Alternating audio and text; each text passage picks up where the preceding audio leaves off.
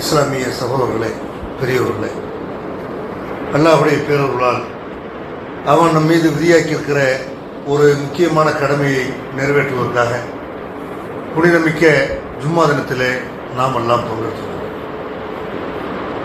கடந்த வார உரையிலே நபிகள் நாயகம் ஸல்லல்லாஹு அலைஹி வஸல்லம் அவர்களுடைய அன்பு தோழர்களில் ஒருவரான சாத் பின் அபி வக்காஸ் ரலியல்லாஹு அன்ஹு அவர்களுடைய வரலாற்றில் சில பகுதிகளை நாம் தெரிந்து கொண்டோம். அதனுடைய தொடர்ச்சியை இந்த வார உரையிலே நாம் தெரிந்து கொள்ள இருக்கிறோம். நபிகள் நாயகம் ஸல்லல்லாஹு அலைஹி வஸல்லம் அவர்கள் தங்களுடைய தோழர்களை பற்றி இந்த சமுதாயத்திற்கு ஒரு அறிவுரை சொல்லிவிட்டு சென்றார்கள். லா தசுப்பு அஸ்ஹாபி, என்னுடைய தோழர்களை நீங்கள் ஏசாதீர்கள், திட்டாதீர்கள். ஃபவல்லதி நஃப்ஸி பியதி லவ் அன்ன அஹதக்கும் அன்ஃபக மிஸ்ல உஹதின் தஹபன் மா அதரக முத்த அஹதிஹிம் வலா நஸீபஹு, நீங்கள் உஹது மலையளவுக்கு தர்மம் செய்தாலும் என் தோழர்கள் ஒரு கையளவுக்கு செய்கிற தர்மத்திற்கு அது ஈடாகாது. அதனால என்னுடைய தோழர்களை நீங்க திட்டாதீங்க என்று பெருமானார் ஸல்லல்லாஹு அலைஹி வஸல்லம் அவர்கள் தங்களுடைய தோழர்களை திட்டக்கூடிய, அவர்களை வசைபாடக்கூடிய கூட்டமெல்லாம் உருவாகும், ஷியாக்கள் போன்ற கூட்டம் தலையெடுக்கும் என்ற காரணத்தினால் நபி தோழர்களுக்கு உரிய அந்த கண்ணியத்தை கொடுக்க வேண்டும், அவர்களை திட்டக்கூடாது, ஏசக்கூடாது என்று மனிதர்கள் என்ற அடிப்படையில் அவங்கள்ட்ட தவறுகள் இருந்தாலும் அதை சொல்லி அவங்களை திட்டது கூடாது என்று நபிகள் நாயகம் ஸல்லல்லாஹு அலைஹி வஸல்லம் அவர்கள் இந்த சமுதாயத்திற்கு அறிவுரை சொல்லிவிட்டு சென்றார்கள். திருமறை குர்ஆன்ல கூட அல்லாஹ் சொல்லி காட்டுகிறான், லா யஸ்தவி மின்கும் மன் அன்ஃபக மின் கபிலில் ஃபதஹி வ காத்தல உலாயிக ஆலம தரஜத்தம் மினல்லதீன அன்ஃபகு மின் பாது வ காத்தலு வ குல்லன் வாதல்லாஹுல் ஹுஸ்னா வல்லாஹு பிமா தஅமலூன கபீர். மக்கா வெற்றிக்கு முன்னால் யார் ஹிஜ்ரத் செய்து அல்லாஹ்வுடைய பாதையில் செலவு பண்ணார்களோ, போர் செய்தார்களோ, மக்கா வெற்றிக்கு முன்னாடி போர் செய்தவர்களும் அல்லாஹ்வுடைய பாதையில் செலவு பண்ணவர்களும் மக்கா வெற்றிக்கு பிறகு செலவு பண்ணாங்கல்ல, அதுக்கு பிறகு இஸ்லாத்தில் சேர்ந்து கொண்டாங்கல்ல, அவங்களும் சமமாக மாட்டார்கள் என்று அல்லாஹ் என்ன செய்யறான்னு கேட்டால், ஆரம்ப கால அந்த முஹாஜிர்கள், ஆரம்ப காலத்தில் கஷ்டப்பட்டு இஸ்லாமிய மார்க்கத்தை கடைபிடித்தவர்கள், இஸ்லாத்திற்காக உயிர் தியாகம் செய்தவர்கள், பொருளாதார தியாகம் செய்தவர்கள், இவங்களுடைய அந்தஸ்தை பின்னாடி வந்த சகாபாக்கள் கூட அடைய முடியாது என்ற அளவுக்கு அல்லாஹ் நபி தோழர்களுடைய அந்த சிறப்புகளை சொல்லி காட்டலாம். எத்தனை கோடி கோடியா கொடுத்தாலும் சரி, எவ்வளவு பெரிய தியாகங்களை செஞ்சாலும் சரி, ஆரம்ப காலத்தில் மக்கா வெற்றிக்கு முன்னாடி இஸ்லாத்தை எடுத்துக்கிட்டாங்கல்ல, அவங்களுடைய சிறப்பு, அவங்களுடைய அந்தஸ்தை கியாமத் நாள் வரைக்கும் வரக்கூடிய எந்த மனிதனும் அடைய முடியாது என்பதுதான் அந்த வசனம் சொல்லக்கூடிய கருத்து. இப்போ அந்த வகையில் நபிகள் நாயகம் ஸல்லல்லாஹு அலைஹி வஸல்லம் அவங்கள ஆரம்ப காலத்திலே ஏற்றுக்கொண்டு, ஆரம்ப காலத்திலேயே பல பிரச்சனைகளை சந்தித்து ஹிஜ்ரத் வரைக்கும் போய் அல்லாஹ்வுடைய தூதரோட பல போர்க்களங்களில் கலந்து கொண்ட ஒரு நபி தோழர் தான் இந்த சாத் பின் அபி வக்காஸ் ரலியல்லாஹு அன்ஹு அவர்கள். அல்லாஹ்வுடைய தூதரை இவரை ஒரு கட்டத்தில் பாராட்டுறாங்க. உஹது போர் நடந்து கொண்டிருக்கிறது. அந்த நேரத்தில் நபிகள் நாயகம் ஸல்லல்லாஹு அலைஹி வஸல்லம் அவர்கள் இவரை பார்த்து ஒரு வார்த்தை சொல்றாங்க. இந்த சம்பவத்துக்கு பிறகு வேறு யாரையும் பார்த்து அல்லாஹ்வுடைய தூதர் இப்படி வார்த்தை சொன்னது இல்லை என்று அலி ரலியல்லாஹு அவர்கள் சொல்றாங்க. அல்லாஹ்வுடைய தூதர் என்ன சொன்னாங்க, இர்மி ஃபஸாக அபி உம்மி, என்னுடைய தாயும் தந்தையும் உங்களுக்கு அர்ப்பணமாகட்டும். சாதே நீங்க அம்பு எறியுங்க, அம்பை விடுங்க, இப்படி என்ன செய்யறாங்க, அல்லாஹ்வுடைய தூதரை இவரை உண்டு சொல்றார்கள். எல்லா நபி தூதர்களும் அல்லாஹ்வுடைய தூதரை பார்த்து என்ன செய்வாங்க, அல்லாஹ்வுடைய தூதரை என் தாயையும் தந்தையும் தங்களுக்கு அர்ப்பணிக்கிறேன், எல்லாரையும் உங்களை பெருசா நினைக்கிறேன் என்று அவங்கள பார்த்து மற்ற நபி தூதர்கள் சொல்லுவாங்க. அல்லாஹ்வுடைய தூதரை ஒரு ஆளை பார்த்து என் தாயும் தந்தையும் உங்களுக்கு அர்ப்பணமாகட்டும் என்று சொன்னார்கள் என்றால், இந்த சாத் பின் அபி வக்காஸ் அவங்கள பார்த்து சொல்கிறார்கள். இப்படிப்பட்ட கட்டத்தில் சொல்றாங்க, ஒரு உஹது போர் நடக்கக்கூடிய நேரத்தில் ஒரு ஆள் என்ன செய்யறான்னு கேட்டால், எதிரி படையில முஸ்லிம்களை கடுமையான முறையில் தாக்கி கொண்டிருக்கிறான். அந்த போரை ஒரு தோல்வி என்ற நிலையை நோக்கி போய் கொண்டிருக்கிறது. அந்த நேரத்தில் நபிகள் நாயகம் ஸல்லல்லாஹு அலைஹி வஸல்லம் இவரை கூப்பிடுறாங்க, சாதே வாங்க, இருமி அம்பு எறிங்க, அபி உம்மி, என் தாயும் தந்தை உங்களுக்கு அர்ப்பணமாகட்டும் இப்படிங்கிறாங்க. அல்லாஹ்வுடைய தூதர்கிட்ட இருந்து இந்த வார்த்தை கேட்ட உடனே என்ன செய்யறாரு, அம்பு விடுறாரு. அம்பு விட்டா அந்த முக்கியமா ஒரு எதிரி இருந்து கொண்டு அந்த போரை அல்லோலகப்படுத்தி இருந்தான்ல, முஸ்லிம்களை அழிச்சு ஒழிக்கணும்ன்ற திட்டத்தோட இருந்தான்ல, அவன் மேல் அம்பு பாய்ந்து அவனுடைய ஆடையெல்லாம் கவிழ்ந்து கீழே விழுந்து செய்யுது, கலண்டு கீழே விழுந்து நிர்வாணமா படுத்து கிடக்கலாம். அல்லாஹ்வுடைய தூதர் தங்களுடைய கடவாய் பற்கள் தெரிகிற அளவுக்கு சிரித்தார்கள் என்ற செய்தியை சஹீஹ் முஸ்லிம் என்ற ஹதீஸ் கிரந்தத்தில் பார்க்கிறோம். அதே மாதிரி அல்லாஹ்வுடைய தூதர் உஹது போர்ல இவர் அம்பு கூட என்ன செய்யறாங்க, அவருக்கு வேண்டி அவருடைய அம்பு கூட்டுல இருந்து அம்பு எடுத்துட்டு தர்றாங்க. இந்த அந்த இருக்கிறான் பாரு, அவன் மேல விடு, இந்த ஒரு அம்பு இதை வச்சுக்க, இப்படி அல்லாஹ்வுடைய தூதர் அம்பை எடுத்து கொடுக்க இவர் அம்பை எய்து கொண்டே இருந்தார் என்ற செய்தியை சஹீஹுல் புகாரில பார்க்கிறோம். இன்றைக்கு முஸ்லிம் சமுதாயத்தில் பார்க்கிற ஒரு தலைவர் கையால விருது வாங்க வேண்டும் என்று நினைக்கக்கூடியவர்கள், ஒரு பரிசை பெற வேண்டும் என்று நினைக்கக்கூடியவர்கள், அல்லாஹ்வுடைய திருப்தியை பெறணும், மறுமையில நம்ம வெற்றி பெறணும், மறுமையில நம்ம அல்லாஹ்வுடைய பாராட்டை பெற வேண்டும் என்று நினைக்கக்கூடியவங்க எத்தனை பேரு? அல்லாஹ்வுடைய தூதர் கையில அவர் பரிசு வாங்கிட்டு சும்மா இருக்கல, உயிரை கொடுக்குற நம்ம என்ன செய்யறாரு, அல்லாஹ்வுடைய தூதர் பக்கத்தில் நிற்கிறார். பெருமானார் ஸல்லல்லாஹு அலைஹி வஸல்லம் அவங்க உஹது போர்ல நின்று கொண்டிருக்கும் பொழுது அப்ப அல்லாஹ்வுடைய தூதர் மக்களை கூப்பிடுகிறார்கள், என்னோட இப்ப யார் வந்து என்னை பாதுகாக்கிற பணியில் ஈடுபட்டீர்களே, ஆனால் எல்லாரும் எதிரி முஸ்லிம்கள் தெரிச்சு ஓடுறாங்க. எதிரிகளுடைய அந்த தாக்குதலில் வந்து முஸ்லிம்கள் என்ன செய்யறாங்க, நாலாபுறமும் செதறி ஓடி அங்கங்க சண்டை நடந்து கொண்டிருக்கிறது, சில பேர் ஓட்டம் எடுக்கிறார்கள். அந்த நேரத்தில் அல்லாஹ்வுடைய தூதரை பாதுகாப்பதற்காக வேண்டி சில முஸ்லிம்கள் முன்னாடி வந்து நிற்கிறாங்க. தங்களுடைய நெஞ்சை கேடயமாக பயன்படுத்தி அல்லாஹ்வுடைய தூதரை வந்து காப்பாற்றுகிற பணியில் ஈடுபடுகிறார்கள். அந்த நேரத்தில் லம் யபகி மா ரசூலுல்லாஹி ஸல்லல்லாஹு அலைஹி வஸல்லம் ஃபீ பாலி தில்கல் அய்யாமில் லத்தி காத்தல ஃபீஹின்ன ரசூலுல்லாஹி ஸல்லல்லாஹு அலைஹி வஸல்லம் கைர தல்ஹா வ ஸாத்.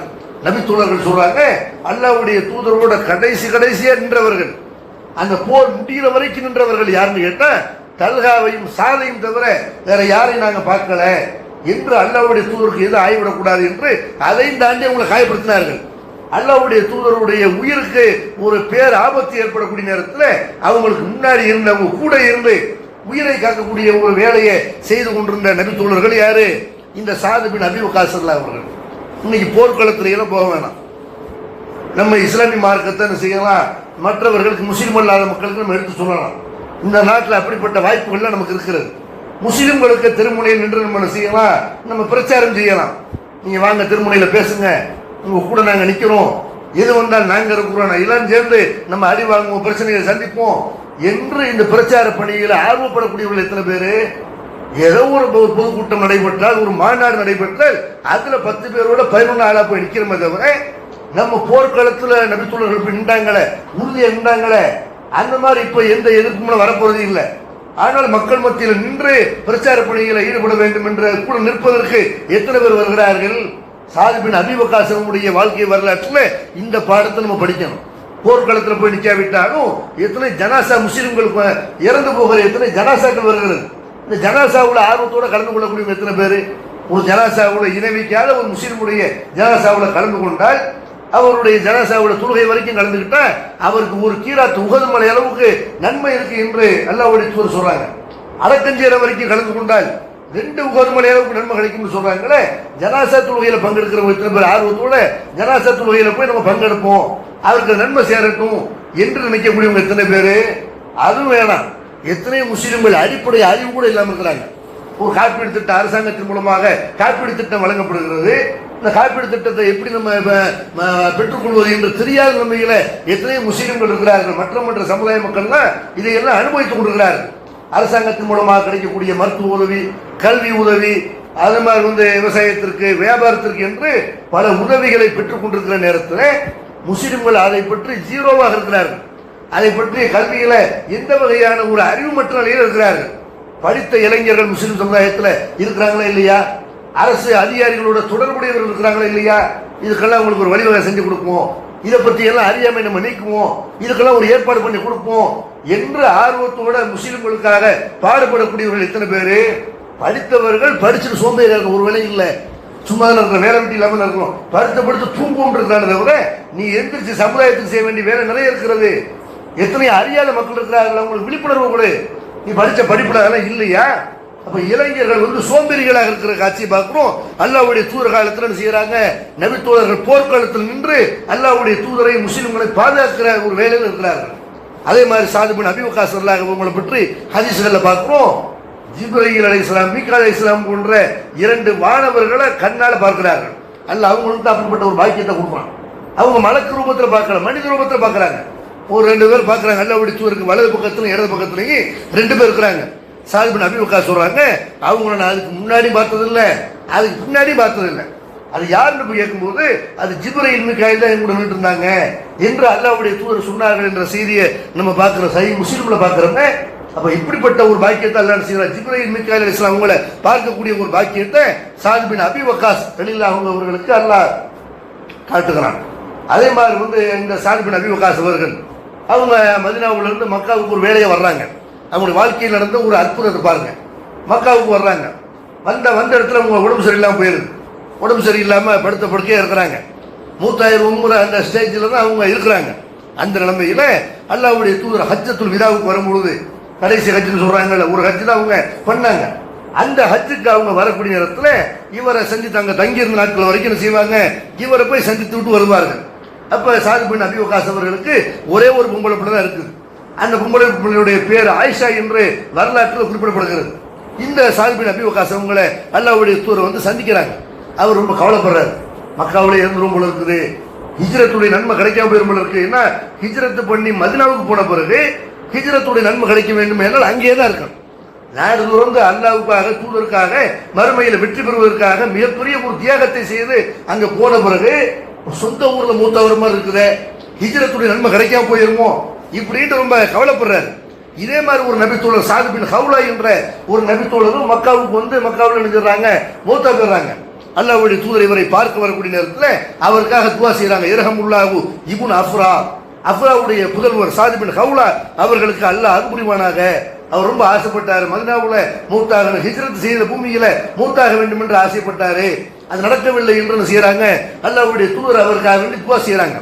அப்ப இவர் அல்லாஹ்வுடைய தூதர்கிட்ட கேட்கிறாங்க, அல்லாஹ்வுடைய தூதரே அவுசினி பி மாலி குல்லிஹி, என்னுடைய பொருளாதாரம் எனக்கு நிறைய சொத்துக்கள் இருக்கிறது, ஒரே ஒரு பொம்பளை பிள்ளை தான் இருக்குது, இந்த பொம்பளை பிள்ளைக்கு இவ்வளவு சொத்து தேவையில்லை, அதனால என் சொத்து முழுவதையும் நான் அல்லாஹ்வுக்காக வேண்டி தர்மம் செய்யறேன், நல்ல காரியத்துக்கு இதை பயன்படுத்திக்கிறேங்க, இதை நல்ல பொது காரியங்களுக்கு பயன்படுத்திக்கிறீங்கன்னு சொல்றாரு. நம்ம ஜமாத்துகளா இருந்தா இயக்கங்களா இருந்தா கட்சிகள் தான் செய்வாங்க, இந்த மாதிரி ஒரு ஏமாளி வர்றார், நல்ல மனுஷன் வர்றார், தங்கமான ஆளு, சரிப்பா பரவாயில்ல நாங்கள் பயன்படுத்திக்கிறோம், நீங்க சொன்ன மாதிரி 5 பைசா கூட நாங்கள் என்ன செய்வோம் அல்லாஹ்வுக்கு பயந்து செலவழிப்போம் எல்லாத்தையும் எழுதி வாங்கிடுவார்கள். ஆனால் அவர் வந்து இந்த மாதிரி சொன்ன உடனே அல்லாஹ்வுடைய தூதர் செய்யறாங்க. அந்த காலத்தில் அப்பெல்லாம் எழுதி கொடுத்துக்கிறாங்க. முஸ்லீம்கள் நம்முடைய முன்னோர்கள் எத்தனை பேர் மூடுவதற்காண்டி எத்தனை இடங்களை கொடுத்துருக்காங்க, முழு சொத்தையும் மூடுவதற்கு தர்காக்களுக்கு அப்படிலாம் கொடுத்தவர்கள் இருக்கிறார்கள். பிள்ளை குட்டிகள் என்ன செய்யறது மொத்தமாக எழுதி வச்சு போயிடுறது. அல்லாஹ்வுடைய தூதர்கிட்ட வந்து அவர் இப்படி கேட்கும் பொழுது அப்ப நபி ஸல்லல்லாஹு அலைஹி சொல்றாங்க, அப்படிலாம் செய்யக்கூடாது, பாதியை கொடுத்துட்டோமா ரசூலுல்லாஹி சொல்றாங்க அதுவும் கூடாது, 3ல் 1 கொடுத்துட்டோமா அல்லாஹ்வுடைய தூதர் சொல்றாங்க அதுவும் கூடாது, ஆனா அதை வேணா நீ கொடுத்துக்க, அதுவும் அதிகமானது தான் அப்படின்னு சொல்லிவிட்டு அவர்கிட்ட சொல்றாங்க வசுலுசு கசீர், 3ல் 1 கூட அதிகம் தான், இன்னக்க அன் தத வரசத்தக்க அக்னியா கைர் மின் அன் ததகும் ஆலத்தன் எத்த கஃபஃபூன் அன்னாஸ ஃபி ஐதீஹிம், உன்னுடைய மக்களை வாரிசுகளை மற்றவர்கள்ட்ட கையேந்திர நிலைமையில நீ விட்டு செல்வதை விட தன்னிறை பெற்றவர்களை விட்டுட்டு போவோம். உன் பிள்ளைகளுக்கு வந்து என்ன செய்யக்கூடாது, நீ வந்து அடுத்தவங்க போய் கடன் வாங்குற அளவுக்கு கையேந்திர அளவுக்கு அப்படி விட்டு போக கூடாது, உனக்கு பின்னாடி உன் பிள்ளைங்க நல்லா இருக்கணும், அதனால உன் பிள்ளைகளுக்கு சொத்து சேர்த்துட்டு போகணும்ப்பா, இப்படிலாம் ஊருக்கு வாரி அடிச்சுட்டு போயிடக்கூடாது என்று அல்லாஹ்வுடைய தூதர் செய்யறாங்க. 3ல் 1 கொடுத்துக்க, அதை விட கம்மியாக கொடுத்தாலும் பரவாயில்லை, உன் மக்களை வாரிசுகளை தன்னிறை பெற்றவர்களாக விட்டுட்டு போ இப்படின்னு சொல்றாங்க. அதை சொல்லிட்டு அடுத்து சொல்றாங்க இன்னக்கா மகமா அன்பக்தமின் நபகத்தின் இன்னகா சதக்கா ஹத்தல் லுக்குமத்தல்லத்தி தர்பவா இலாபி ஃபிம்ராத்திக்க, நீ அல்லாஹ்வுடைய திருப்பொருத்தத்தை எதிர்பார்த்து எதை செலவு பண்ணாலும் சரி அது தர்மம் தான். உன் மனைவி வாயில் நீ ஊட்டக்கூடிய ஒரு கவலை உணவு கூட சதக்காதான், ஊருக்கு கொடுத்தத சதக்காண்டியில் ஊருக்கும் கொடு, அதுக்கு ஒரு லிமிட் இருக்குது. அப்போ வந்து உன்னுடைய மனைவி வாயில நீ ஊட்டக்கூடிய ஒரு கவலை உணவு, உன் பிள்ளைகளுக்கு நீ கொடுக்கக்கூடிய படிப்பு செலவு, அவர்களுக்கு உள்ள ட்ரெஸ்ஸுக்கான செலவு, சாப்பாட்டுக்கான செலவு எல்லாமே சதக்காதான், தர்மம் தான் என்று பெருமானார் ஸல்லல்லாஹு அலைஹி வஸல்லம் அவர்கள் அவர்கிட்ட சொல்றாங்க. சொல்லிட்டு என்ன செய்யறாங்க, அவர்கிட்ட துஆ செய்யறாங்க. வாசல்லாஹு யர்ஃபக ஃபயன்தஃபிய பிக நாஸு வ யுர்பிக ஆகரூன், சாதே உனக்கு அல்லாஹ் நீண்ட ஆயுளை தரலாம், உன் மூலமாக பலர் பயனடைவார்கள், உன் மூலமாக பலர் சிரமத்தை அடைவார்கள், இழப்புக்குள்ளாவார்கள் என்று சொல்றாங்க. அந்த நேரத்தில் அவருக்கு ஒரே ஒரு பொம்பளை பிள்ளை தான் இருக்கு. புகாரிகளை இந்த செய்தி நம்ம செய்யலாம் பார்க்கலாம். பெருமானார் ஸல்லல்லாஹு அலைஹி வஸல்லம் அவர்கள் அவருடைய தலையில, நெற்றியில, நெஞ்சில, வயிற்றுல எல்லாத்துலையும் தடவி என்ன செய்யறாங்கன்னா துவா செய்யறாங்க. அல்லாஹும்ம ஷ்ஃபிஸாரா, இறைவா சாதுக்கு நீ நிவாரணத்தை வழங்கு, வஅத்மிம் லஹு ஹிஜ்ரத்தஹு அவருடைய ஹிஜ்ரத்தை அவருக்கு பரிபூர்ணமாக நீ ஹிஜ்ரத்துடைய நன்மையை கொடு, ஹிஜ்ரத்தை பரிபூர்ணமாக்கு, அறகுறையை முடிஞ்சிடக்கூடாது என்று அவருக்கு துவா செய்யறாங்க. சாது பின் அபீ வக்காஸ் அவங்க சொல்றாங்க, அல்லாஹ்வுடைய தூதர் கையை என்னுடைய நெஞ்சில, என்னுடைய வயிற்றுல எல்லாம் தொட்டு தடவுனாங்கல்ல, துவா செய்து கொண்டு தடவுனாங்கல்ல, அதனுடைய குளிர்ச்சியை என்னுடைய ஈரல்ல இப்ப நான் மரணிக்கிற நேரத்தில் கூட உணர்றேன். அல்லாஹ்வுடைய தூதர் கைப்பட்ட அந்த குளிர்ச்சியை மரண நேரம் வரைக்கும் நான் உணர்கிறேன் என்று சாது பின் அபீ வக்காஸ் அவர்கள் சொல்கிறார்கள். இன்னொரு அறிவிப்புல வருது, அல்லாஹ்வுடைய தூதர்கிட்ட கேட்கிறார், அல்லாஹ்வுடைய தூதரே உகல்லபு பாத அஸ்ஹாபி, நான் என்னுடைய தோழர்களோட சேர்ந்து மதீனாவில் மூத்தா போவாம இங்கே தங்கி இங்கே மூத்தா போற மாதிரி ஒரு நிலைமை இருக்குது, நான் நன்மையில பின்னாடி போயிருவனோ எப்படிங்கிறார். அப்ப ரசூலுல்லாஹ் சொல்றாங்க, இன்னக லன் துகல்லஃப ஃபதஅமல் அமலன் சாலிஹன் இல்லா இஸ்தத்த பிஹி தரஜத்தன் வ ரஃபஅத்தன் ثم لعلك ان تغلف حتى ينتبه به اقوام. அல்லாஹ்வுடைய தூதர் சொல்றாங்க, நீ எங்கே இருந்தாலும் சரி நன்மையை செஞ்சுக்கிட்டு மக்காவில் இருக்கிறவங்க இங்க மூத்தா போயிரும கவலைப்படாத, எங்கே இருந்தாலும் நன்மைகளை அதிகமாக்கி கொண்டே இருந்தாயானால் உனக்கு அல்லாஹ் அந்தஸ்தையும் மேன்மையையும் உயர்த்துவான் என்று சொல்லிவிட்டு அவருக்காக துவா செய்யறாங்க. அல்லாஹும் அம்லிலி அஸ்ஹாபி ஹிஜ்ரத்தஹும், இறைவா என் தோழர்களுக்கு ஹிஜ்ரத்தை பரிபூர்ணமாக ஆக்குவாயாக, வலா தருத்தகும் வலா ஆகாபியும் அவர்களை வந்த வழியை திரும்பி செல்ல வைத்து விடாதே, லாக்கினில் பாயிசு சாது பின் ஹவுலா, ஆனால் சாது பின் ஹவுலா பாவம், அவர் மாதிரி இவர் ஆயிடக்கூடாது, அவரு மக்காவோட மூத்தா போனார அப்படி இவருக்கு நிலைமை ஏற்பட்டு விடக்கூடாது என்று அல்லாஹ்வுடைய தூதர் செய்யறாங்க. இவருக்காக வேண்டி அல்லாஹ்ட்ட துவா செய்யறாங்க. அல்லாஹ்வுடைய தூதருடைய துவா ஏற்கப்பட்டது. ஒரு நபித்தோழருக்காக வேண்டி அல்லாஹ்வுடைய தூதர் அவர் மரணப்படுக்கையில் கிடக்கிற நேரத்தில் அவருக்காக என்ன செய்யறாங்க, அல்லாஹும்ம ஷ்ஃபிஸாரா, இறைவா சாதுக்கு நிவாரணம் வழங்குவாயாக, இறைவா சாதுடைய ஹிஜ்ரத்தை பரிபூர்ணமாக்குவாயாக என்று அல்லாஹ்வுடைய தூதர் சொன்னாங்களே. இன்னைக்கு பார்க்கிற எத்தனை பேருக்கு நம்ம நோயாளிகளை போய் சந்திக்க போறோம், சந்திக்க போகும்போது அவங்களுக்கு நல்ல வார்த்தை சொல்லணும் அல்லாஹ்வுடைய தூதர் சொல்றாங்க. அவங்களுக்கான துவா செய்யணும். அல்லாஹும்ம ரப்பன்னாசி முதுஹிபல் பாசி இஸ்ஃபி அன்த ஷாஃபி லா ஷாஃபிய இல்லா ஷிஃபாஅன் லா யுகாதிரு சகமா, மனிதருடைய இறைவனே இவருக்கு நிவாரணம் வழங்கு, உனது நிவாரணத்தை தவிர வேற எந்த நிவாரணமும் பலனளிக்காது, நோயை அறவே விட்டு வைக்காமல் முழுமையான நிவாரணத்தை வழங்கு என்று அல்லாஹ்வுடைய தூதர் நோயாளிகளை சந்திக்கும் போது சொல்லியிருக்கிறாங்களே. அப்படி துவா செய்து விட்டு ஆறுதல் சொல்லிவிட்டு வர்றதுக்கு பதிலாக நோயாளியை சந்திச்சு நம்ம அழகாக பயமுறுத்தி வந்துருவாங்க. இந்த நோயில வந்தவங்க, இந்த வைத்தியம் பார்த்தவங்க போயிட்டு ஆஸ்பத்திரி போயிட்டு திரும்பி வந்ததே இல்லை. இந்த ஆஸ்பத்திரி போனீங்களா பாடி தான் வரும், இப்படிலாம் செய்யறது. மூத்தா போனால் பக்கத்து அந்த நோயாளி பக்கத்தில் உட்காந்துட்டு சொல்றது, நீங்க இங்கிலீஷ் மெடிசன்லாம் சரியா வராது, அவர் இங்கிலீஷ் மெடிசன் நம்பிக்கை உள்ளவராக இருப்பார், ஆங்கில மருத்துவத்தில் நம்பிக்கை உள்ளவராக இருப்பார். அவர்கிட்ட போய் செய்யறது இதுக்கெல்லாம் ஆயுர்வேதம் தான், இதுக்கெல்லாம் அக்கு பஞ்சர் தொட்டாலே எந்திரிச்சிருவாங்க, இப்படி செய்யறது அல்ல அக்கு பஞ்சர் ஒரு நம்பிக்கை உள்ளவராக இருப்பார்.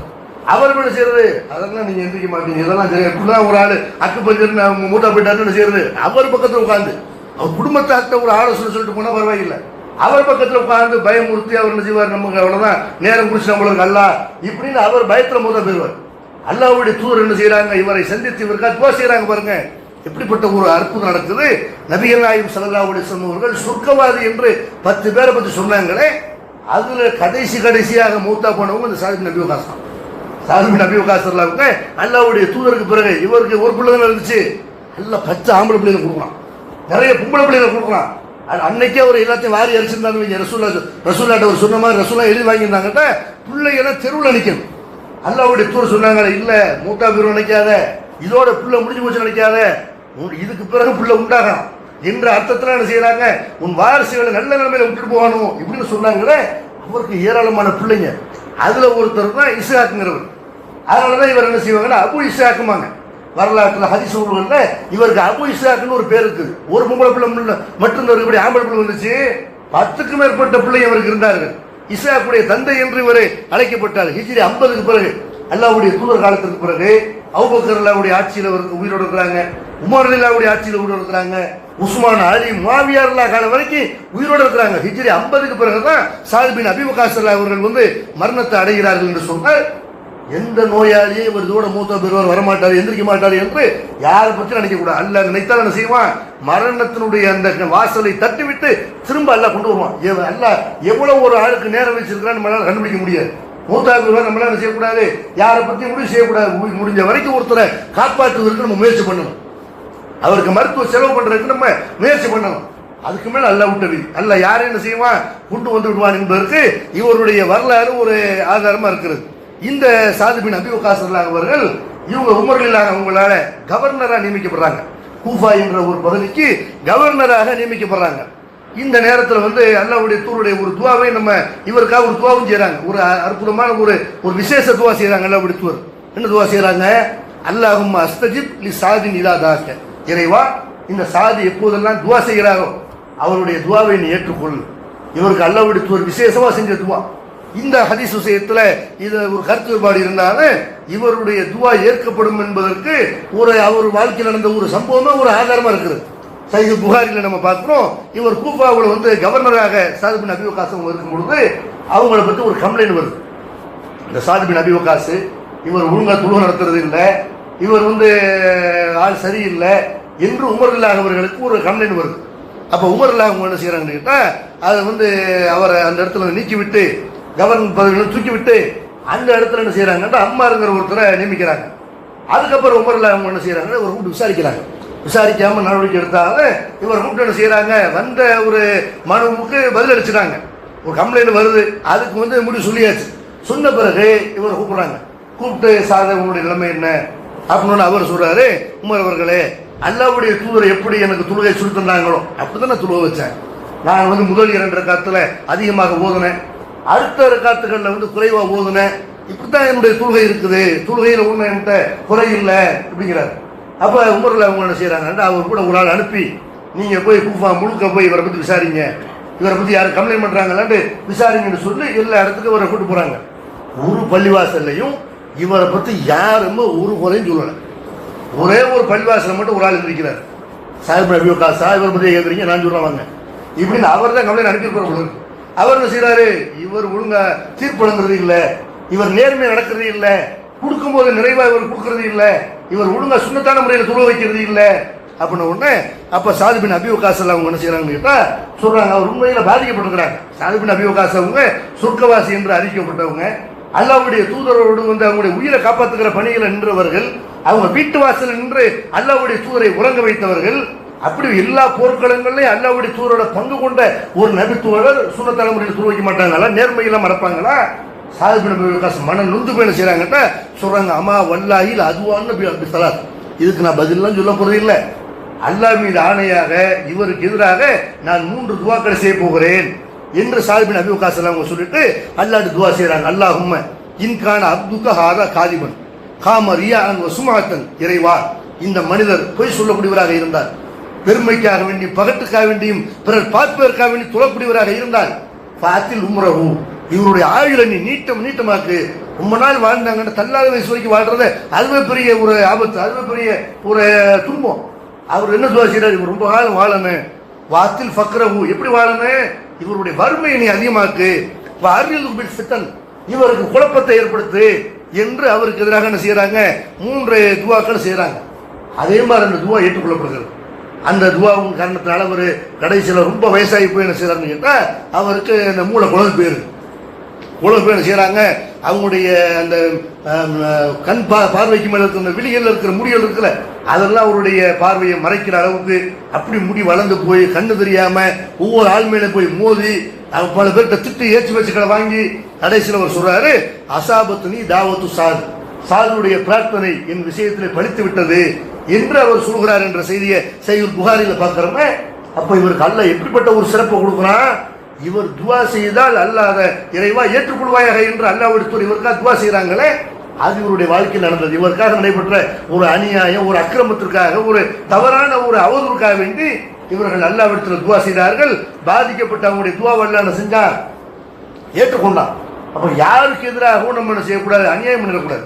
ஒரு ஆள் ஒரு இடத்துல வேலை பார்க்குறாரு, வேலை பார்க்குற இடத்துல போய் அவரை பற்றி ஒன்றும் இல்லாத சொல்லி அவருடைய வேலையை கெடுத்து விடுறது, ஒருத்தருடைய பதவியிலிருந்து அவனை இறக்கி வைக்கிறது, அந்த மாதிரி வந்து என்ன செய்யக்கூடாது. யாருக்கு ஒரு படிச்சுக்கிட்டு இருக்கான், நல்லா படிச்சுக்கிட்டு இருக்கிறான், அவனை பத்தி போய் குறை சொல்லி பள்ளிக்கூடத்தினவனை தூக்க வைக்கிறது, இந்த மாதிரி யாருக்கு எதிராக எந்த நடவடிக்கை ஏற்பட்டாலும் கணவன் மனைவியை பிரிக்கிறது, ஒரு அண்ணன் நம்பிக்கை மத்தியில் சண்டை உண்டாக்குறது, இப்படி எந்த பாதிப்பை ஏற்படுத்தினாலும் பாதிக்கப்பட்டவருடைய பிரார்த்தனைக்கு பயந்து கொள்ளணும். அல்லாஹ்வுடைய தூதர் சொல்றாங்கல்ல, இத்தகி தாவத்தல் மதுலும் ஃபஇன்னஹு லைஸ பைனஹா வ பைனல்லாஹி ஹிஜாப். பாதிக்கப்பட்டவருடைய பிரார்த்தனைக்கு பயந்து கொள்ளுங்கள், அந்த பிரார்த்தனைக்கும் அல்லாஹ்வுக்கும் இடையில திரையே கிடையாதுன்னு அல்லாஹ்வுடைய தூதர் சொல்றாங்களே. அந்த பாதிக்கப்பட்டவருடைய துவா, சாத் பின் அபீ வக்காஸ் அவங்களுடைய துவா, அவங்களுடைய வாழ்க்கையில அவங்களுக்கு எதிராக செய்தவருடைய அந்த நடவடிக்கைக்கு எதிராக கேட்ட துவா நிறைவேற்றப்பட்டதை நம்ம செய்யறோம் பார்க்கிறோம். இந்த சாத் பின் அபீ வக்காஸ் அவர்கள் அவங்க தாங்கள் கற்ற அந்த கல்வியை தங்களுடைய பிள்ளைகளுக்கு, வாரிசுகளுக்கு அதை எடுத்து சொல்றாங்க. அதை பற்றியும் ஒரு செய்தியை நம்ம செய்யணும். புகாரிகளை பார்க்கிறோம். ஒரு ஆசிரியர் தன்னுடைய பிள்ளைய மாணவர்களுக்கு எழுதுவதை சொல்லிக் கொடுக்குற மாதிரி சாத் பின் அபீ வக்காஸ் அவர்கள் தன்னுடைய பிள்ளைகளுக்கு இந்த வாசகங்கள், இந்த துவாவை சொல்லிக் கொடுத்தாங்க. அல்லாஹ்வுடைய தூதர் கற்றுக் கொடுத்த துவாவை கற்றுக் கொடுத்தார்கள் என்று அவங்களை பற்றி ஒரு செய்தியை பார்க்கிறோம். என்ன துவா கற்றுக் கொடுக்குறாங்க? அல்லாஹும்ம இன்னி அஊது பிக்க மினல் ஜுபுன். இறைவா, ஒவ்வொரு கடமையான தொழுகைக்கு பிறகு என்ன செய்வாங்க? அல்லாஹ்வுடைய தூதர் இந்த துவாவை சொல்லி தருவாங்க. அல்லாஹும்ம இன்னி அஊது பிக்க மினல் ஜுபுன். இறைவா, கோழைத்தனத்திலிருந்து உன்னிடத்தில் நான் பாதுகாப்பு தேடுகிறேன். வவுதுபிக்கான் உரத்தையில் ஆறுதலில் உமுர். தள்ளாத வயது வரைக்கும் வாழ்வதை விட்டு உன்னிடத்தில் பாதுகாப்பு தேடுகிறேன். வவுதுபிக்கமின் ஃபித்னத்தி துன்யா. இந்த துன்யாவுடைய குழப்பத்திலிருந்து உன்னிடத்தில் நான் பாதுகாப்பு தேடுகிறேன். வவுதுபிக்கமின் அதாபில் கபர். கபர் வேதனையிலிருந்து நான் உன்னிடத்தில் பாதுகாப்பு தேடுகிறேன் என்று பெருமானார் ஸல்லல்லாஹு அலைஹி வஸல்லம் ஒவ்வொரு தொழுகைக்கு பின்னாடி செஞ்சிருக்கிறாங்க. இந்த துவாவை செஞ்சிருக்கிறாங்க. இதை பிள்ளைகளுக்கு ஒரு ஆசிரியர் மாணவர்களை கற்றுக் கொடுக்குற மாதிரி இதை தன்னுடைய பிள்ளைகளுக்கு அவர் கற்றுக் கொடுத்தார் என்ற செய்தி என்ன செய்யறோம்? அவங்களுடைய வரலாற்றில் பார்க்கிறோம். அப்போ ஒவ்வொரு பெற்றோர் என்ன செய்யணும்? சாத் பின் அபீ வக்காஸ் அவங்களுடைய வாழ்க்கையில உள்ள மாதிரி நம்முடைய பிள்ளைகளுக்கு துவாக்களை சொல்லி தரணும். குர்ஆன் ஓத சொல்லி தரணும். என்னென்ன துவா தெரியாம இருக்கிறாங்க, எத்தனை துவாக்கள் பிள்ளைகளுக்கு தெரியாம இருக்குது. அன்றாடம் ஒவ்வொருத்தரும் வீட்டில் எந்திரிக்கும் போது, சாப்பிடும் போது, தூங்கும் போது, சாப்பிட்டு முடிச்ச பிறகு வெளியே போகும்போது இந்த துவாவை ஓது என்று நம்மளும் துவாவை கற்றுக்கொண்டு செய்யணும். சின்ன வயசுல இருந்த கையை பிடிச்சு கூட்டு போவாருங்க. அப்ப இருந்த துவாக்களை சொல்லித்தரணும், சலாம் சொல்றத சொல்லித்தரணும். இந்த பழக்கத்தை நம்ம சொல்லித்தரணும். இதை சாத் பின் அபீ வக்காஸ் அவங்களுடைய வரலாற்றில் நம்ம பார்க்கிறோம். அதே மாதிரி சாத் பின் அபீ வக்காஸ் அவங்களை பொறுத்த வரைக்கும் உமர் ரலியல்லாஹு அவர்களுக்கு அடுத்து ஆட்சி தலைவராக வருவதற்கு, அமீருல் முஃமினீனாக வருவதற்கு தகுதி படைத்தவர் யாருன்னு கேட்டா உஸ்மான் அலி ரலியல்லாஹு அவங்களுடைய எல்லாம் விட இந்த சாத் பின் அபீ வக்காஸ் அவங்களுக்கு தான் தகுதி இருந்தது. அதனாலதான் உமர் ரலியல்லாஹு அவங்க என்ன செய்யறாங்கன்னு கேட்டா இவரை பரிந்துரை செய்யறாங்க. சொர்க்கவாசிகள் 10 பேர் என்ன செய்யறாங்க? அபூபக்கர் உமரை தவிர்த்து, அதுல தன்னுடைய குடும்பத்தினர் ஒருத்தர் இருக்கிறார், அவரை தவிர்த்து உமர் ரலியல்லாஹு அவங்க என்ன செய்யறாங்கன்னா ஒரு 6 பேரை செலக்ட் பண்றாங்க. இவங்க 6 பேர்ல ஒரு ஆளை நீங்க எனக்கு பிறகு ஆட்சி தலைவரை எடுத்துக்கிறீங்க என்று மக்களுக்கு வசியத்து பண்றாங்க. அப்படி வசியத்து பண்ணும் பொழுது அதுல எனக்கு விருப்பம் எதுன்னு கேட்டா இந்த சாத் பின் அபீ வக்காஸ் அவங்கள நீங்க தலைவராக வைத்துக் கொள்வதுதான் என்னுடைய கருத்து இப்படின்னு மக்கள்கிட்ட சொல்றாங்க. அப்ப எப்படிப்பட்ட தகுதி வாய்ந்தவராக இருப்பாரு பாருங்க. ஒரு பயமற்றவராக, ஒரு வீரம் உள்ளவராக, எல்லா நேரத்தில் ரசூலுல்லாஹ்வோட பல போர்க்களங்கள், ரசூலுல்லாஹ் காலத்தில் மட்டும் இல்லை, அல்லாஹ்வுடைய தூதர் காலத்துக்கு பிறகு நடைபெற்ற எல்லா போர்க்களங்களையும் எத்தனையோ உமர் ரலியல்லாஹு ஆட்சி காலத்தில் பாரசீக ரோமாபுரி அந்த சாம்ராஜ்யங்கள்ல முஸ்லீம்கள் கையில வந்துச்சுன்னு சொல்றோமே, அதுல ஒரு 25% இவர் போய் தளபதியாக நின்று கலந்து கொண்ட போர்களாக. அப்படி பல பகுதிகள் முஸ்லீம்கள் கையில வருவதற்கு காரணமாக இருந்தவங்க யாரு? இந்த சாத் பின் அபீ வக்காஸ் அவர்கள். அதனாலதான் இவரை என்ன செய்யறாங்க? இவரை நீங்க ஆட்சி தலைவராக வைங்க இப்படி உமர் அவர்கள் அறிவுறுத்துறாங்க. ஆனால் அவர் வேணாம்ட்டார். ஒரு மிகப்பெரிய ஒரு பதவியை நம்ம நீ பார்க்கிற பள்ளிவாசல் பதவிக்கு அடிச்சுக்கிறாங்க. ஜமாத்துகள்ல ஒரு பள்ளிவாசல் தேர்தல் என்ன செய்யறது? 2 குரூப்பா இருந்துட்டு இவங்களை பத்தி அவங்க அவதூறு பரப்புறது, அவங்களை பத்தி இவங்க குற்றச்சாட்டுகள் சொல்றது, ஒவ்வொருத்தருக்கு ஒருத்தர் செய்யறாங்க, அடித்துக்கொண்டு மோதிக்கொள்ளாத அளவுக்கு அப்படி என்ன செய்யறாங்க? ஒவ்வொருத்தரை பத்தி ஒருத்தர் பிரச்சாரம் பண்ணுறாங்க. பள்ளிவாசல் தேர்தலுக்காக வேண்டி எப்படி அரசியல்வாதிகள் லஞ்சம் கொடுப்பார்களோ அப்படியெல்லாம் அன்பளிப்பு கொடுக்கிறது என்ன, அப்படியெல்லாம் மற்றவர்கள்ட்ட தங்களை பற்றி புகழ்வது என்ன, இப்படி எல்லாம் பல வேலைகளை பார்க்கக்கூடிய காட்சி இன்னைக்கு பார்க்கிறோமே. சாத் பின் அபீ வக்காஸ் அவர்கள் மிகப்பெரிய ஒரு பெரிய சாம்ராஜ்யம், ஒரு வல்லரசு நாடாக இருந்த நேரத்தில் அந்த பதவி எனக்கு வேணாம் அப்படின்னு தூக்கி எறிகிறார்கள் என்றால் எப்படிப்பட்ட ஒரு இஹ்லாஸான உள தூய்மையான பதவிக்கு ஆசைப்படாத ஒரு மனிதராக சாத் பின் அபீ வக்காஸ் அவங்க இருந்திருக்கிறாங்க என்பதையும் நம்ம பார்க்கிறோம். அதே மாதிரி இந்த சாத் பின் அபீ வக்காஸ் அவங்க முஆவியாருடைய ஆட்சி காலத்தில் அலிகளில் அவங்களுக்கும் முஆவியாரில் அவங்களுக்கு இடையில சண்டை, போர்லாம் மூலக்கூடிய ஒரு நிலைமை செய்து போர் உருவாக்கக்கூடிய நிலைமை எல்லாம் போர்லாம் நடந்தது. அந்த நேரத்தில் முஆவியா ஆட்சி தலைவராக இருக்கிறாங்க. சிரியாவை தலைமையகமாக கொண்டு நான் தான் ஆட்சி தலைவர். அலிகளில் ஒரு பக்கம் செய்யறாங்க, மதீனாவில் ஆட்சி தலைவராக இருக்கிறாங்க. முஆவியா இருந்து என்ன செய்யறாங்க, நான் தான் ஆட்சி தலைவர், அலி கிடையாது அப்படின்னு முஆவியா ஒரு பக்கம் நிற்கிறாங்க. இப்போ முஆவியா பின்னாடி அலி அல்லாஹ்வுங்க பின்னாடி 2 பேருக்கு பின்னாடியுமே நபி தோழர்கள் இருக்கிறாங்க. இந்த நேரத்தில் இவங்க மட்டும் என்ன செய்யறாங்கன்னா சாத் பின் அபீ வக்காஸ் யார் கூட சேராம அல்லாஹ்வுடைய தூதர் ஒரு அறிவுரை சொல்லியிருக்கிறாங்க. குழப்பமான காலகட்டத்தில் நீங்க ஒரு ஆள் ஒரு சைடாக இருந்துக்கிட்டு நீங்க உங்களால் ஒரு குழப்பம் உருவாவதை விட ஆடுகளை மேய்த்து கொண்டு தனியாக மலையடி வாரத்தில் நிற்பது சிறந்தது என்று அல்லாஹ்வுடைய தூதர் குழப்பங்கள் இருந்து ஒதுங்கி இருக்க வேண்டும் என்று சொன்னார்களே, அதை சாத் பின் அபீ வக்காஸ் அவர்கள் சரியா கடைபிடிச்சாங்க. முஆவியாரெல்லாம் கூட கூட்டணி செய்யறாங்க, சொல்றாங்க நீங்க அழிய திட்டம் அடைகிறீங்களே, அழிய எதுவுமே சொல்ல மாட்டேங்கிறீங்களே இப்படின்னு கேட்கும்போது அப்ப முஆவியாரெல்லாம் அவங்க என்ன செய்யறாங்க, உண்மையான முஸ்லிம்கள் நம்ம எந்த நபித்தோழரையும் எல்லா நபித்தோழரையும் நம்ம சமமாகத்தான் பார்க்கணும். இவர் உயர்ந்தவர், இவர் மட்டமானவர், இவர் மோசமானவர், இவர் ரொம்ப சிறந்தவர் என்று எந்த நபித்தோழரையும் என்ன செய்யக்கூடாது. அவங்ககிட்ட என்ன தவறுகள் நிகழ்ந்திருந்தாலும் ஒருத்தரை தூக்குறது, ஒருத்தரை டம்மி பண்றது, இதை நம்ம செய்யக்கூடாது. சாத் பின் அபீ வக்காஸ் செய்யறாங்க. அவங்க சொல்றாங்க, அலி ரலியல்லாஹு அவங்களை பற்றி அல்லாஹ்வுடைய தூதர் சொன்ன 3 விஷயங்களை நான் கேட்டிருப்பதால் அலி ரலியல்லாஹு நான் திட்ட மாட்டேன் இப்படி என்ன செய்யறாங்க. அலி ரலியல்லாஹு நான் திட்ட மாட்டேன் இப்படிங்கிறாங்க. அது என்ன 3 விஷயம் அந்த சொல்றாங்க, அது எனக்கு இருந்தால் சிவப்பு ஒட்டகங்கள் பெரிய செல்வங்கள் எனக்கு கிடைக்கிறத விட எனக்கு அது சிறந்ததாக நினைப்பேன் இப்படின்னு சாத் பின் அபீ வக்காஸ் எல்லாம் சொல்றாங்க. அலி ரலியல்லாஹு அவங்களை அல்லாஹ்வுடைய தூதர் எப்படி சொல்றாங்கன்னு கேட்டா, ஒரு போர்க்களத்துக்கு தபூக் போருக்கு போகும்போது இன்னும் பல போர்களுக்கு போகும்போது மதீனாவுல அலி ரலியல்லாஹு அவங்களைத்தான் மக்களுக்கு ஆட்சி தலைவராக நிப்பாட்டி போவாங்க. சொல்லலாம் மதீனாவை விட்டு அல்லாஹ்வுடைய தூதர் போர்க்களத்துக்கு போகும்போது அலி ரலியல்லாஹு அவங்க என்ன செய்வாங்க, மக்களுக்கு தலைமை தாங்கி மக்களை ஆட்சி நடத்தி கொண்டிருப்பார்கள். அந்த நேரத்தில் அலி ரலியல்லாஹு கேட்கிறாங்க, அல்லாஹ்வுடைய தூதரே, பெண்களோடும் சிறுவர்களோடு என்னை விட்டுட்டு போறீங்களே, நான் போருக்கு வர தகுதி இல்லாதவனா, நான் இளைஞன் இல்லையா, நான் போர்ல அந்த நன்மையை பங்கு பெற வேணாமா, கும்பலையோட என்னை ஊர்ல இருக்க சொன்னீங்களா என்று என்ன செய்யறாங்க. அலி அவங்க கேட்கிறாங்க, நம்மளா இருந்தா நல்லதா பிடிச்சு நடப்போம், எப்பா நம்ம உயிருக்கும் பிரச்சனை இல்லை, பொருளாதாரத்துக்கும் பிரச்சனை இல்லை, நிம்மதியா இருந்துருவோம், ஊர்ல இருந்துருவோம், போராட்டத்துக்கு போக வேண்டிய தேவையில்லைன்னு இருந்துருவோம். அலி ரலியல்லாஹு கேட்கிறாங்க, அல்லாஹ் விடுத்துற பொம்பளையோட என்னை விட்டு போறீங்களே. அப்புறம் நபி ஸல்லல்லாஹு அலைஹி சொல்றாங்க, அம்மா தரலாம் அன் தக்குன மின்னி பி மன்சிலத்தி ஹாரூன மின் மூசா, மூசா இடத்துல ஹாரூன் இருந்தார்ல, அந்த இடத்துல இப்ப நான் உன்னை வச்சிருக்கிறேன், நீ அந்த இடத்துல இருக்கிற. மூசா நபி அவர்கள் அவங்க தூர்மலைக்கு போகும்பொழுது 40 நாள் எல்லாம் செய்யறான், வர சொல்றான் தூர்மலைக்கு மார்க்கத்தை படிச்சுட்டு போ, வேதத்தை கத்துக்கிட்டு போ இப்படின்னு அல்லாஹ் கூப்பிடுற நேரத்தில் அவங்க ஹாரூன் அலைஹிஸ்ஸலாம் அவங்க இடத்துல செய்யறாங்க, அந்த மக்களுக்கு ஒரு நபியாக பொறுப்பாளராக விட்டுட்டு போறாங்க. அப்படித்தான் நான் உன்னை விட்டு போறேன், அது உனக்கு திருப்தி இல்லையா என்று அல்லாஹ்வுடைய தூதர் அவரை பத்தி சொன்னாங்களே. அதே நேரத்தில் இன்னொரு வார்த்தையை சேர்த்து சொல்லிடுறாங்க ரசூலுல்லாஹ். ஹாரூன் அலைஹிஸ்ஸலாம்னு நபின்னு மக்கள் நினைச்சிருவாங்க, இல்ல ரசூலுல்லாஹ் பிறகு அலி தான் நபி இப்படின்னு அலிய நபின்னு இன்னைக்கு ஒரு கூட்டம் ஷியா கூட்டம் சொல்லிட்டு இருக்கு. அப்ப ரசூலுல்லாஹ் அதை கவனமா சொல்றாங்க, ஆனால் இல்ல அன்னஹு லா நுபுவத்த பாதி, எனக்கு பிறகு நபி கிடையாது. இவ்வளவு சூப்பரா சொல்றாங்க பாருங்க. நான் எந்த இடத்துல மக்கள் தவற நினைப்பார்களோ அந்த இடத்துல செய்யறாங்க, நீ ஹாரூனா இருக்கிற மூசா ஹாரூன் 2 பேருமே நபி, ரசூலுல்லாஹ்வும் நபி, அலி நபி மக்கள் நினைச்சிடக்கூடாதுல சொல்றாங்க, எனக்கு பிறகு நபி கிடையாது. ஹாரூன் அப்படி பொறுப்பாளரை விட்டு போனாங்களோ அப்படி உன்னை விட்டு போறேன்னு சொன்னாங்களே, இப்படி அலி ரலியல்லாஹு விட்டுட்டு சொல்றீங்க என்று செய்யறாங்க. சாத் பின் அபீ வக்காஸ் அவங்க சொல்றாங்க. அதே மாதிரி கைபர் போருக்கு போகும் நேரத்தில் அல்லாஹ்வுடைய தூதர் சொல்றாங்க, ஊத்தியன்னர் ராயத்தை ரஜுலன் யுஹிப்புல்லாஹு ரசூலுஹு வ யுஹிப்புல்லாஹு வ ரசூலுஹு, ஒரு மனிதர் கையில் நாளைக்கு நான் இந்த கொடியை கொடுக்க போகிறேன், கைபர் போருடைய கொடியை என்ன செய்ய போறேன், நாளைக்கு ஒரு மனிதர் கையில் கொடுக்க போறேன், அவர் அல்லாஹ்வையும் தூதரையும் விரும்புகிறார், அவரையும் அல்லாஹ்வும் தூதரும் விரும்புகிறார், அல்லாஹ்வும் தூதரும் நேசிக்கக்கூடிய ஒரு ஆள் கையில் நாளைக்கு இந்த கொடியை கொடுக்க போறேன் அப்படின்னு எவ்வளவு பெரிய ஒரு நற்பெயர் இது. சகாபாக்களுக்கெல்லாம் ஆர்வம், நம்மளை சொல்ல மாட்டாங்க ரசூலுல்லாஹ் நம்ம கையிலே கொடுக்க போறாங்கன்னு கழுத்தை அப்படி தூக்கி தூக்கி பாக்குறாங்க. அடுத்த நாள் அல்லாஹ்வுடைய தூதர் அலியை கூப்பிடுறாங்க, அலியை வாங்க இந்தாங்க கொடியை வச்சுக்கிறங்க, அவருக்கு கண்ணில் ஒரு நோய் ஏற்பட்டிருக்கு, ஒரு வலி ஏற்பட்டிருக்கு, அதை ரசூலுல்லாஹ் என்ன செய்யறாங்க, தன்னுடைய உமிழ் நீரை அந்த கண்ணில் என்ன செய்யறாங்க, ஊதுகிறார்கள். ஊதுன உடனே அவருக்கு அந்த கண்ணு வலி இருந்த அடையாளமே தெரியாமல் போய்விட்டது என்று அலி ரலியல்லாஹு அவங்க சொல்றாங்க. அப்ப அந்த மாதிரி அல்லாஹ்வுடைய தூதர் ஒரு ஆளை பத்தி என்ன சொல்றாங்க, அல்லாஹ்வும் அவனுடைய தூதரும் இவரை விரும்புகிறார்கள், இவரும் அல்லாஹ்வையும் தூதரை விரும்புகிறார் என்று சொன்னாங்களே. அப்படிப்பட்ட அலி ரலியல்லாஹு இப்படி திட்ட சொல்றீங்க என்று முஆவியா என்ன செய்யறாங்க, இந்த வேலை என்ன இதுல இருக்காதீங்க இப்படிங்கிறாங்க.